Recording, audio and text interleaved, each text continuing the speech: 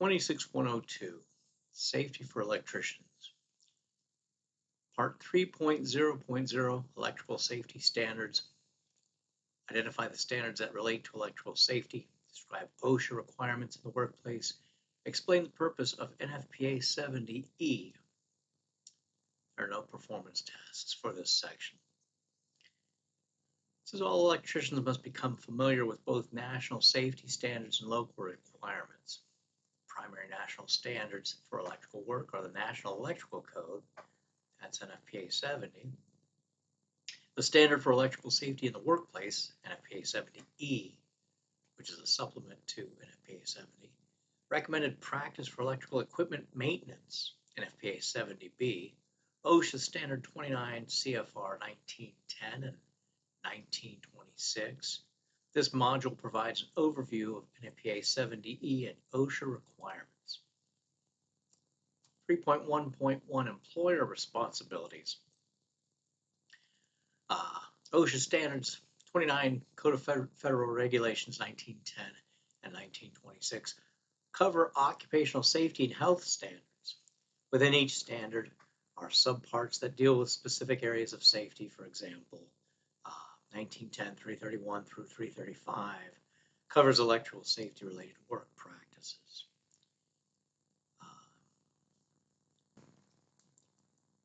1910.332 requires training for all employees exposed to electrical shock. When a specific safety issue is not addressed in individual OSHA standards, it's covered by Section 5A1 of the Occupational Safety and Health Act of 1970. This section, sometimes called the General Duty Clause, states that each employer must provide a workplace that's free from recognized hazards that are likely to cause death or serious physical harm. It also states that the employer must comply with all applicable occupational safety and health standards and as determined by OSHA. So that 5A1, the General Duty Clause, is a blanket clause that if something is hard to find or if it's not included in OSHA, they just go back to that 5A1 general standard saying that employers have to provide their employees a workplace that is free from hazards which are causing or are likely to cause health or safety issues. So,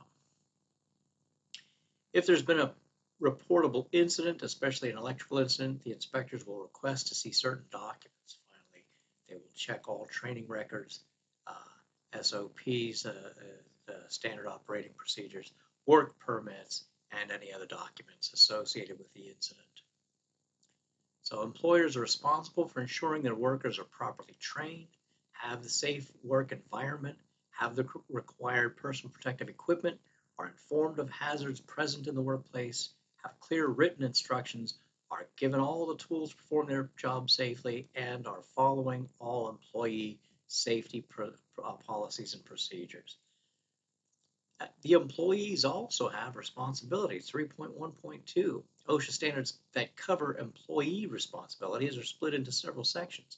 The two sections that affect employees the most are the standards for the construction industry and standards for the general industry, 1910 and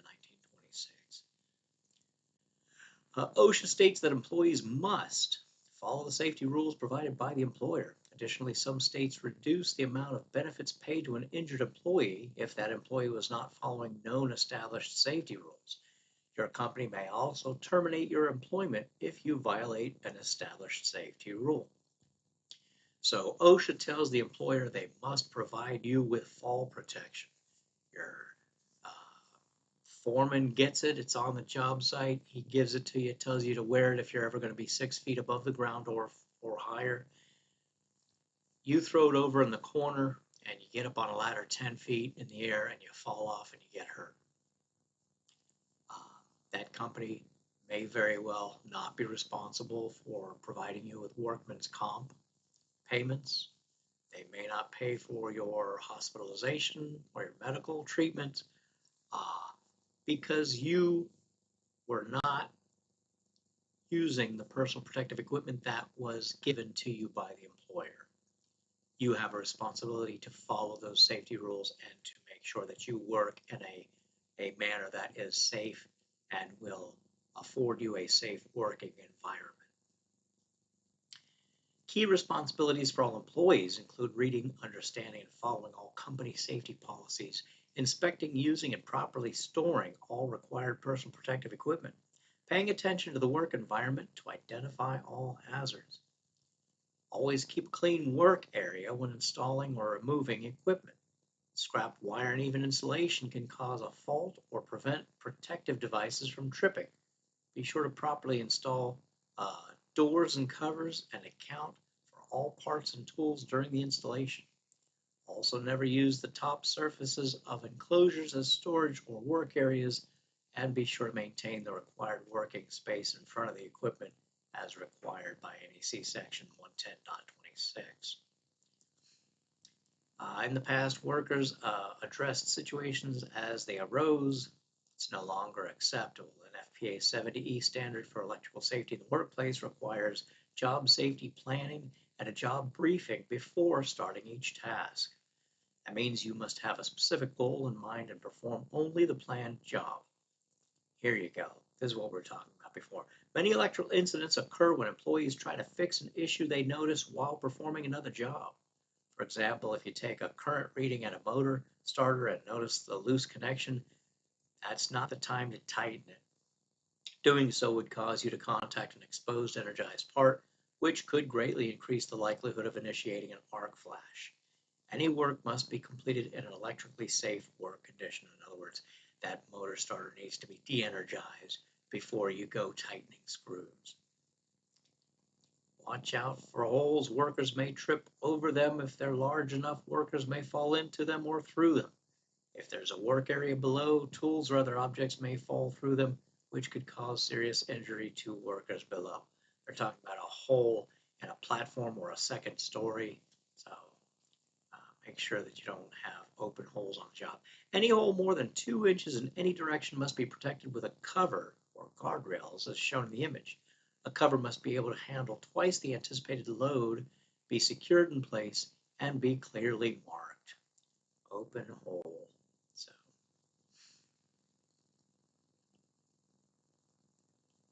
did you know uncovered openings? Do you know that OSHA can cite your company for working around the floor opening of the image shown?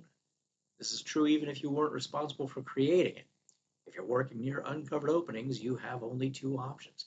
Cover the opening properly, do it yourself, or have the responsible contractor cover it.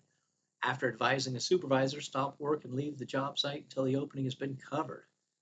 That hole is larger than 2 inches in any direction. So that needs to be closed. It needs to have at least 3/4 inch plywood put over it and nailed, secured down to the floor so it cannot be moved. And it needs to have writing on it, caution hole below. 3.1.3 OSHA requirements for electrical safety. Common sense is the most important piece of safety equipment needed when working in an electrical environment. All areas of electrical safety precautions and practices depend on common sense and attention to detail. One of the most dangerous conditions in an electrical work area is poor attitude towards safety. So, 1910 333A and 1926 416 state that safety-related work practices must be used to prevent electric shock or other injuries that are the result of either direct or indirect electrical contact when working near or on equipment or circuits that may be energized.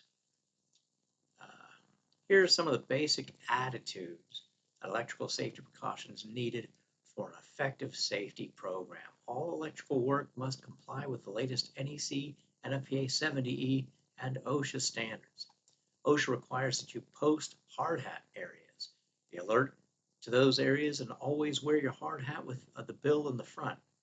Hard hats should be worn whenever overhead hazards exist. Wear safety shoes on all job sites. Keep them in good condition. Wear safe, well-fitting clothes. Do not wear clothing with exposed metal zippers, buttons, or other metal fasteners. Avoid wearing loose-fitting, torn clothing. Always wear safety glasses with full side shields. In addition, the job may also require protective equipment such as face shields or goggles. This is highlighted. Use a double insulated or properly grounded tool. Be sure all non-current carrying metal parts of fixed, portable, and plug connected equipment are grounded. Use safe 3-wire extension cords and protect them from damage. When they talk about a 3-wire extension cord, that third wire is the grounding conductor. It has a grounding prong. Well, that's what they're talking about. That's the third wire. If hung overhead, do not fasten them with staples or in any way that would damage the jacket or insulation. Never run an extension cord through a doorway or window that can pinch the cord. Never allow vehicles to drive over cords. Use safe lighting and lamps. Lamps used for temporary lighting must be guarded to prevent accidental contact.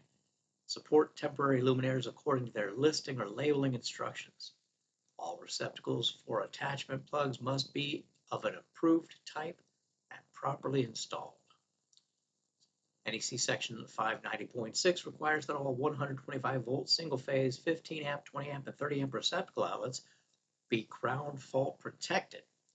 This is true of temporary power as well as permanent power being used temporarily. Properly mark all points with purpose and voltage. Motor appliances, service feeders, and branch circuits must be marked at the point where each originates. Use flexible cords with continuous lengths. Cords cannot have splices unless permitted by section 400.13 and must be of a type listed in NEC table 400.4. NEC section 590.6B1 states that GFCI protections are required. If you do not use GFCI protection ahead of an extension cord, you must enforce an assured equipment grounding conductor program for all tools and cord sets per NEC section 590.6B2. That assured equipment grounding program, once every quarter, every 3 months, you have to take all of the electric tools, drills, saws, whatever you have that's electric, you have to check it, make sure that it has a grounding conductor, the third wire, the green one. You have to check all extension cords, make sure that the grounding conductor is still continuous. You have to, every 3 months, and then you change the labeling on it so that you know that it's been checked within the last 3 months. GFCI monitors the current imbalance between the circuit's ungrounded, the hot conductor, and the grounded, the neutral conductor. If the circuit's working properly, the current returning to the power supply should be equal to the current leaving the power supply. The current is going somewhere it shouldn't, or if there's a difference above a predetermined level, when this happens, GFCI de-energizes the circuit by opening the contacts. All work on electrical equipment should be done with circuits de-energized and cleared or grounded. Work on energized electrical equipment should be avoided whenever possible. 1910 333A1 states that when an employee is going to work on or near live parts, those parts should be de-energized first. This is true unless the employer can demonstrate that de-energizing introduces additional or increased hazards, or is not possible because of equipment design or operational limitation. All conductors, buses, connections should be considered energized until proven otherwise, or locked out and tagged in accordance with 1910 333B1. There you go. If you're ever turning on a disconnect, stand to the side. Don't stand in front of it. Wear proper clothing made of natural fiber or arc-resistant fabric in accordance with NFPA 70E. Wear eye, face, and head protection. Stand off to one side when operating the circuit breaker or disconnects in low voltage or medium voltage systems. At the same time, make sure the minimum amount of your body is facing the circuit breaker or disconnect. Also, turn your face away from the breaker or disconnect. Always operate disconnect switches and circuit breakers under a no-load condition. Never intentionally force or bypass an interlock on a system or a circuit breaker. The following procedure is provided as a guideline for ensuring that equipment and systems will not be damaged by reclosing low voltage circuit breakers in defaults. If a low voltage circuit breaker has opened or for no apparent reason, perform the following checks. Verify that the supplied equipment or circuit is not physically damaged and shows no obvious signs of overheating or fire. Perform all appropriate tests to locate any faults. Reclose the feeder breaker while standing off to the side. Whenever possible, avoid reaching across the front of the device. If the circuit breaker trips again, do not attempt to reclose the breaker. In a plant environment, notify the electrical engineering department and isolate the repair the cause of the trip. The same general purpose procedure should be followed for fuse replacement, with the exception of transformer fuses. The exception to this fuse replacement procedure is the replacement of transformer fuses. If transformer fuses blow, inspect and test the transformer and feeder cabling before re-energizing. A blown fuse to a transformer normally indicates an internal fault. Transformer failures can be extremely dangerous. If applicable, contact the in-plant electrical engineering department before re-energizing a transformer. Okay, I'm going to read the case history. To replace fuses servicing circuits below 1,000 volts, put on the appropriate personal protective equipment, which may include arc-rated suits and rated hand, face, and head shield protection. Turn off the power to the disconnect, verify that the fuses are de-energized, remove the blown fuse, install the new fuse, put it in firmly and verify that it is seated properly, and turn the power back on.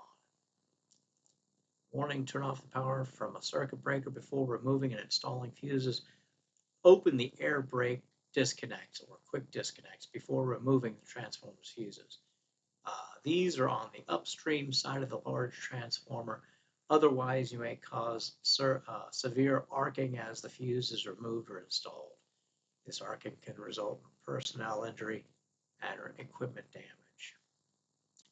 To replace fuses servicing systems above 1,000 volts, put on the appropriate personal protective equipment, which may include arc-rated suits and rated hand, face, head, and hearing protection.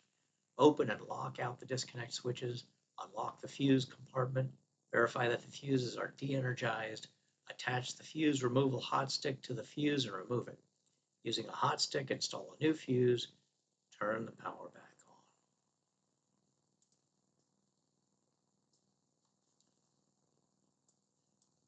on. 3.1.4 OSHA Lockout Tagout Rules. The OSHA Lockout Tagout Rule is the procedure for the servicing and maintenance of machines and equipment in which the unexpected energization or startup of a machine or equipment or releases of stored energy could cause injury to employees.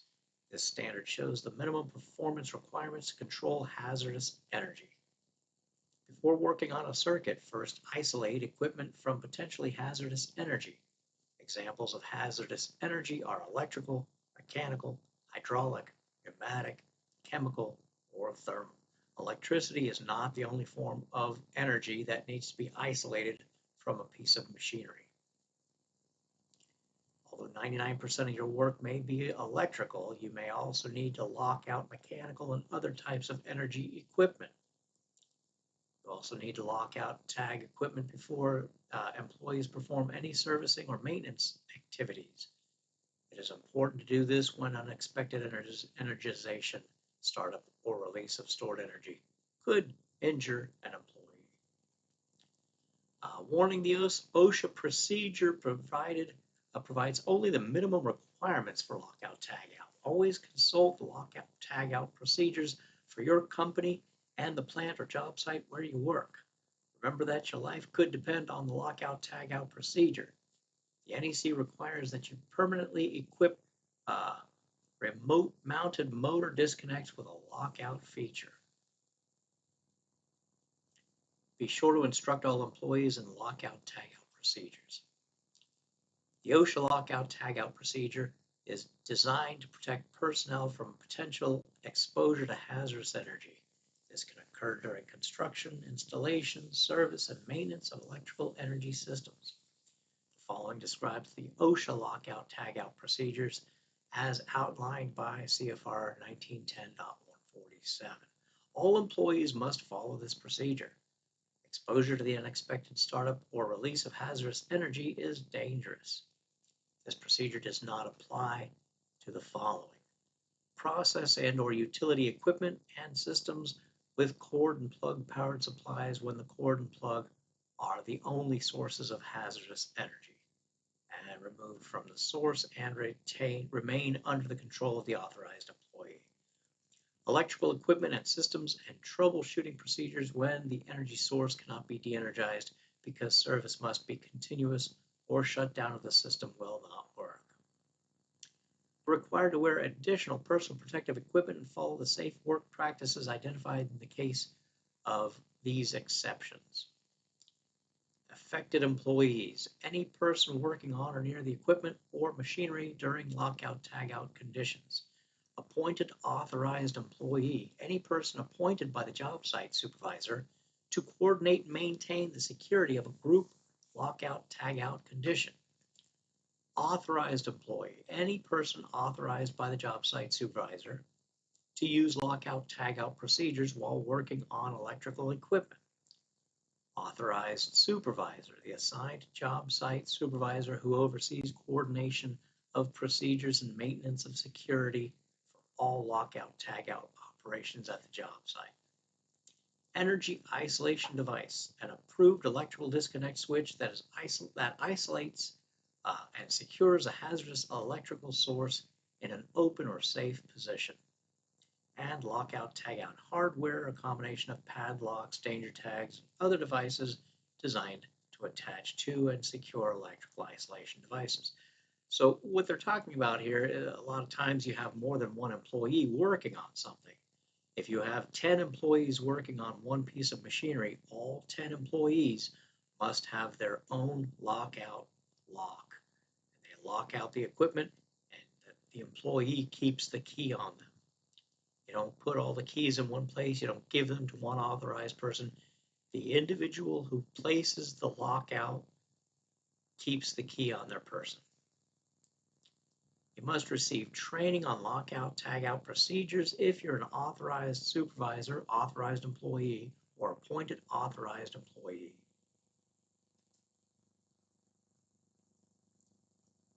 After training, you'll recognize hazardous energy sources, know the type and magnitude of energy sources, and understand procedures for energy isolation and control.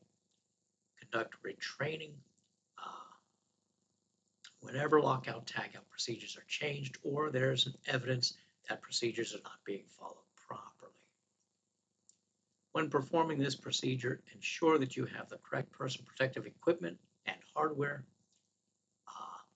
The guidelines for using them include the following: use lockout tagout devices only for controlling hazardous energy sources. You're not allowed to put them on your toolbox. Number and assign each padlock to one employee only. Do not make duplicate or master keys for anyone except the site supervisor. The site supervisor must maintain a current list with the lock number and authorized employee's name. Use only danger tags that are the standard white, red, and black and say danger. Do not operate on them. They must include the authorized employee's name, date, and appropriate network company and permanent marker. Use danger tags with padlocks like those shown. So here's a danger tag, and you can put your name, your employee number, you can put the date, your electrical lockouts. This is a pneumatic lockout. Pneumatic is air. So here's a source of pressurized air that they've locked out. The following details of procedures for lockout tagout. To prepare for lockout tagout, check the procedure steps to ensure no changes have been made since you last used lockout tagout. Identify all authorized and affected employees involved with the pending lockout tagout.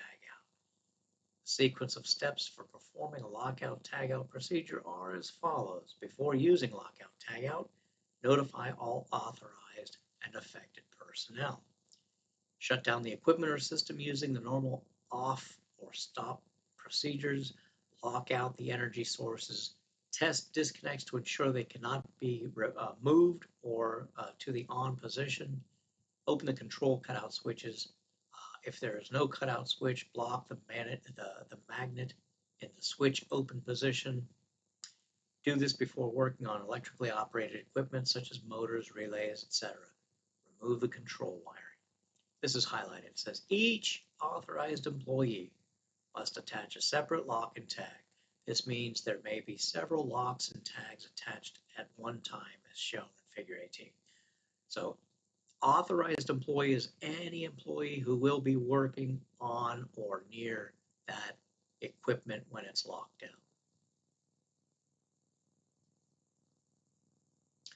While wearing the appropriate personal protective equipment, test the circuit with the proper category rated voltage tester on a known live source. Test the load phase to phase, phase to neutral, and phase to ground. Test the voltage tester again to verify it's still working in order. That's the live dead live test. Attach the equipment or system to ground, and this dissipates any stored energy. If you must leave the area, retest when you return to ensure that the equipment or system is still de-energized. Once finished with lockout, tagout, use the following steps to restore energy to the device. Account for all personnel and tools, including shorting probes. Remove all tools from the equipment or system. Completely reassemble and secure the equipment or system. Replace and or reactivate all safety controls. Remove locks and tags from isolation switches. Authorized employees must remove their own locks and tags. I'm going to highlight that. Authorized employees must remove their own locks and tags. Notify all affected personnel that the lockout tagout procedure is finished and the equipment or system is about to be re-energized. Operate or close isolation switches to restore energy. The authorized supervisor can remove the lockout tagout device if personnel leave a lockout tagout device secured, the authorized employee is absent, or the key is lost. If this must be done, the authorized supervisor must inform the authorized employee that they removed the lockout tagout device and restored the action, record the action taken in the job journal. 3.2.0 NFPA 70AE says the National Electrical Code, NFPA 70, provides the minimum requirements for the installation of electrical systems.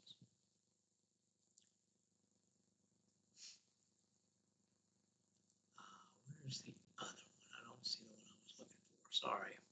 Recommended practice for electrical equipment maintenance, NFPA 70B, explains preventive maintenance for electrical equipment.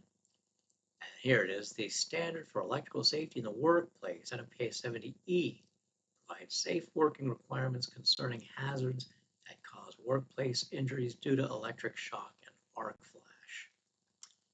NFPA 70E is divided into 3 chapters: safety-related work practices, safety-related maintenance requirements, and safety requirements for special equipment. Each chapter is divided into articles and sections. There are also many annexes that provide calculation methods, forms, and other references. So, this is 70E, Article 90. This article describes the scope and structure of the standard. Article 100 defines terms used throughout the standard. It takes time to review these definitions. Many of them are specific to the hazard discussed in the standard. Article 105, this article covers the application of safety-related work practices and procedures. 105.3 reviews the responsibilities of the employer and the employee. Article 110 covers general requirements for electrical safety-related work practices. 110.1 states that hazard elimination shall be the first priority in the implementation of safety-related work practices. 110.3 covers the electrically safe work conditions. Specifically, it states that workers should only work on de-energized conductors and circuit parts. Okay. Go on, I'll let you look at 3.2.1, recognizing hazard boundaries. When possible, perform work on or near electrical equipment with no applied electrical power. This creates an electrically safe work condition. NFPA 70E requires special safety procedures when you work on or near circuits with voltage levels of more than 50 volts line to line. So distance is the best protection against electrical shock hazards. NFPA 70E gives specific approach distance limits to exposed energized parts called approach boundaries.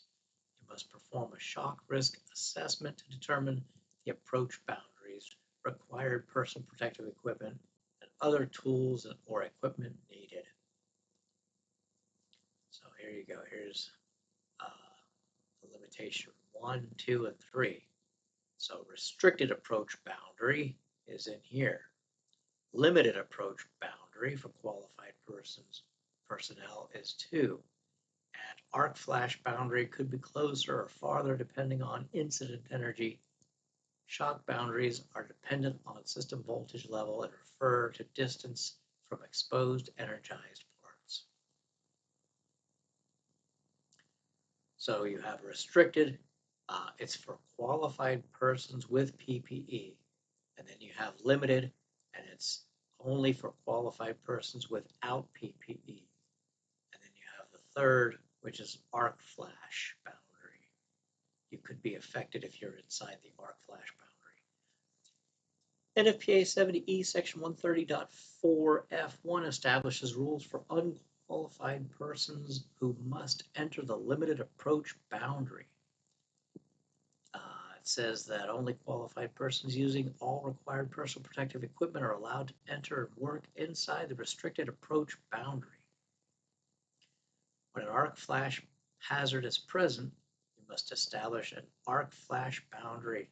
This boundary is based on how far away a person would need to be to avoid receiving serious burns in the event of an arc flash. You might receive second-degree burns or worse if you are within the arc flash boundary.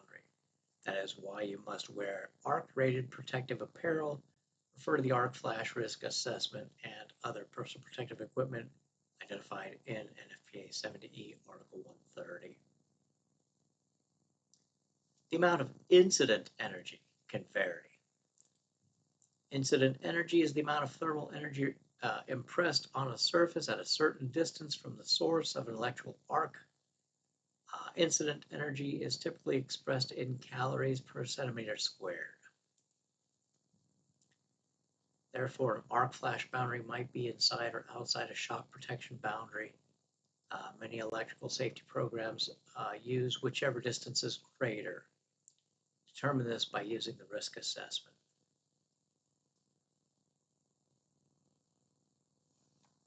So here's a guy, he's completely suited, he's got a face mask, probably ultraviolet light protection, and he's got gloves, he's got his work boots, and he's in an arc suit, and there's some kind of an explosion going on.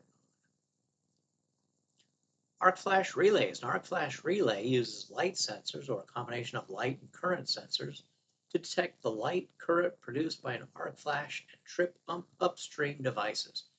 This reduces the incident energy and limits the potential damage by decreasing the opening time of the overcurrent device. To calculate the energy discharged in an arc, multiply the short circuit current squared by the time the arc takes to develop.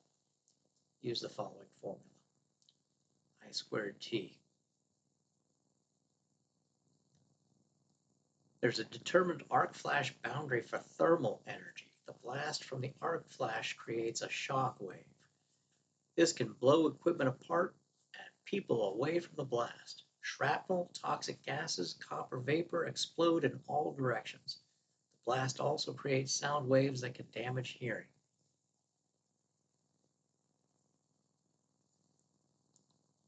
It says, warning, any worker exposed to electrical hazards must be qualified to manage the hazard and use appropriate personal protective equipment. All workers must be informed of potential electrical hazards and instructed in how to avoid them.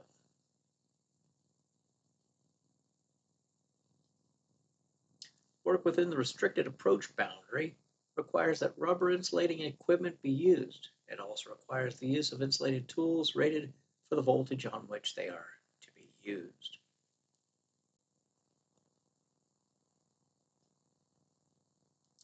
Part of an employer's responsibility is to have an electric risk assessment completed on all electrical hazards in the workplace. Those analyses include a shock risk assessment and an arc flash risk assessment. After each hazard is analyzed and documented, personal protective equipment is identified for tasks performed on or near the hazard, and warnings are posted on the exterior of the equipment per National Fire Protection Association 70E Section 130.5H. Labels should be readable from outside any boundary and must list the nominal system voltage, arc flash boundary, and at least one of the following: available incident energy and the corresponding working distance, or minimum arc rating for clothing, or site-specific levels of PPE.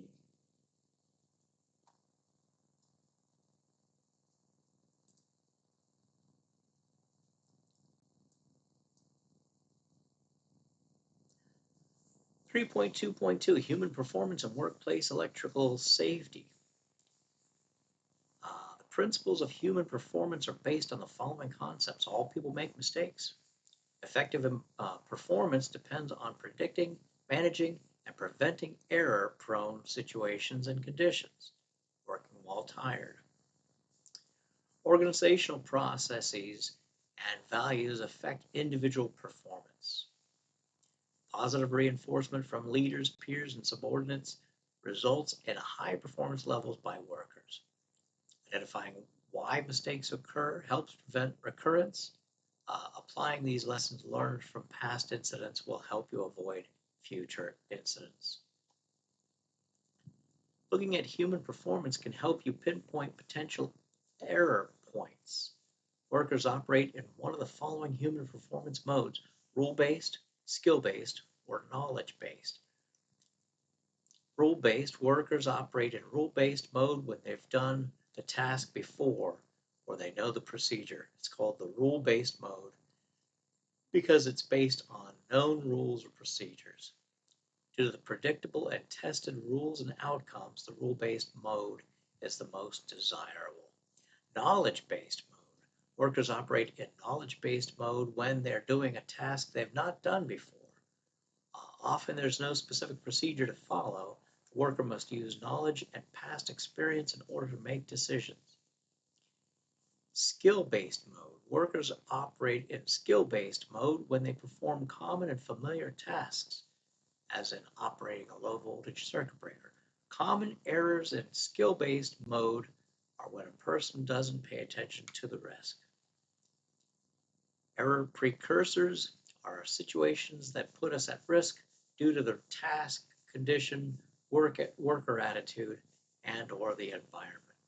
NFPA 70E Informative Annex Table Q5 groups error precursors into the following categories: task demands, work environment, individual capabilities, and human nature.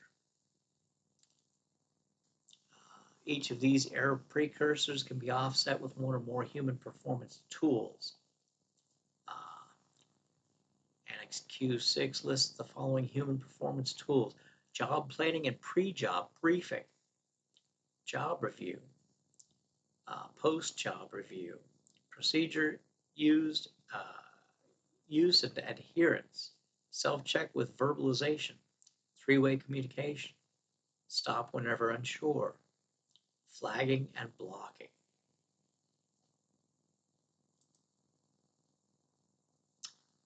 Section 3.0.0 section review. The OSHA lockout tagout rule applies to any stored energy that can cause injury: electrical, mechanical, hydraulic, chemical, thermal, kinetic, pneumatic, or other.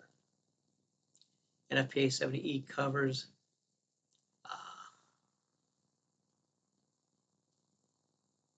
practical safe work requirements relative to electrical hazards.